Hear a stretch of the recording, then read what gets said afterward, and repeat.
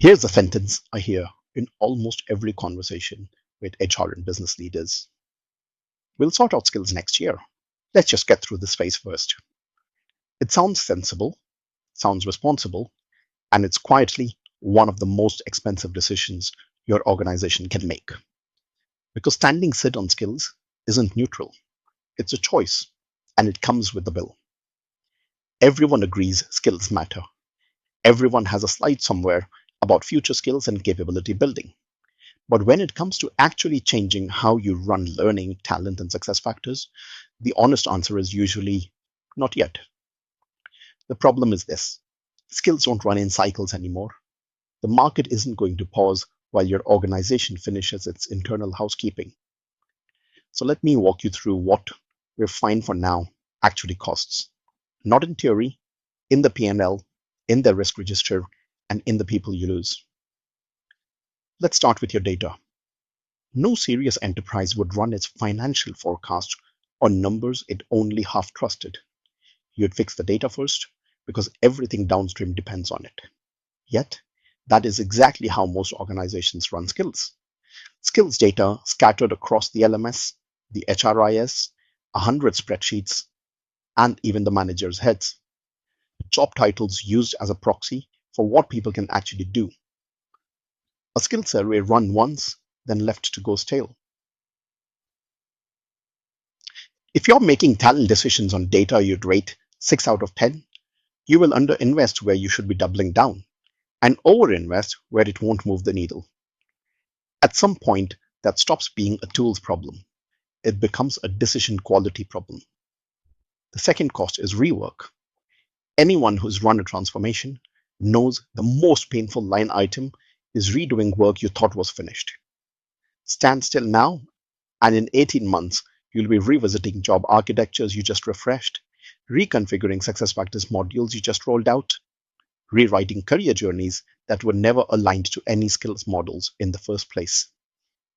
You'll pay for a skill strategy either way, upfront in a controlled way, or later through a series of expensive corrections. Standing still doesn't avoid the cost, it defers it with interest.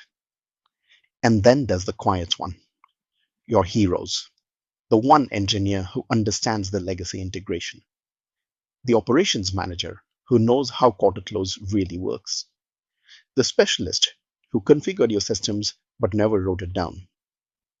If you're not actively mapping and spreading those skills, you're running the business on exceptions. And exceptions don't scale. Every month you wait, your continuity risk compounds. You just won't see it until something breaks. The third cost is being busy but not better. Content production in overdrive, a catalog stuffed with thousands of courses, healthy completions, hours logged, clicks. But ask one simple question: which critical skills have materially improved this year, and where can we see it in the business? And the room goes quiet. That's the trap. Activity that looks productive but doesn't shift the numbers that matter. You're already paying for the platforms, the licenses, the content. Without a skills lens, you're funding all of it with no line of sight to value. Here's the mindset change. Skills aren't cyclical anymore. Most organizations are still wired around annual rhythms: the operating plan, the budget round, the yearly talent review. But skills are a continuous flow now. Every time you push them to next year, you're really deciding that incomplete data is fine, that losing your best people is fine, that learning is a cost center rather than a lever. Nobody says that out loud, but operationally, that's the decision you've taken. Now, the good news. Moving forward does not mean a 2-year program with vast fees. It can be this simple. Pick one business critical area, a function, a product line, a region the business genuinely cares about. Define a small, meaningful set of skills, not 200, the 15 to 30 that actually matter. Use SuccessFactors to align jobs, learning, and performance around the shortlist and measure something real. Time to proficiency, quality, cycle time, not just course completions. Then you tell the story and earn the right to the next area. The point isn't perfection, it's movement. So I'll leave you with the question I keep coming back to. If you believe at a 7 out of 10 today, what would need to be true to get to 8.5? Not world class, just a clear step up. Ask that honestly about your own skill strategy, because whether you act or not, you're already paying a price. The one real choice is whether that price buys you capability or just more delay. If this resonated, I'd love to hear where your organization is stuck.